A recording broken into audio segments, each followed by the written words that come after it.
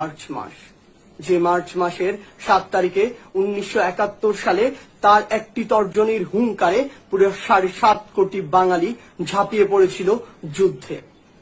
যুদ্ধ শেষে ছিনিয়ে এনেছিল স্বাধীন দেশের স্বাধীন পতাকা। অনেকে বঙ্গবন্ধুর সেই ভাষণকে আব্রাহাম লিঙ্কনের গেটিসবার্গের ভাষণের সাথে তুলনা করে থাকেন, কিন্তু আমি কখনো সেই তুলনা করিনি। কারণ যে ভাষণ স্বাধীনতার 50 বছর পরেও যে ভাষণের প্রতিটি শব্দ আমাকে শিহরিত করে তোলে, সে ভাষণ পৃথিবীর অন্য কোনো ভাষণের সাথে তুলনাযোগ্য হতে পারে না। তাই তো আহমদ ছফা যথার্থই বলেছিলেন।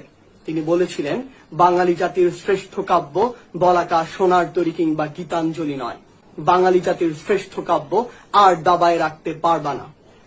যে মানুষটি জীবন ও যৌবনের 14 বছর জেলে কাটিয়ে দিয়েছেন শুধুমাত্র এই বাঙালি জাতির মুক্তির জন্য, সেই মানুষ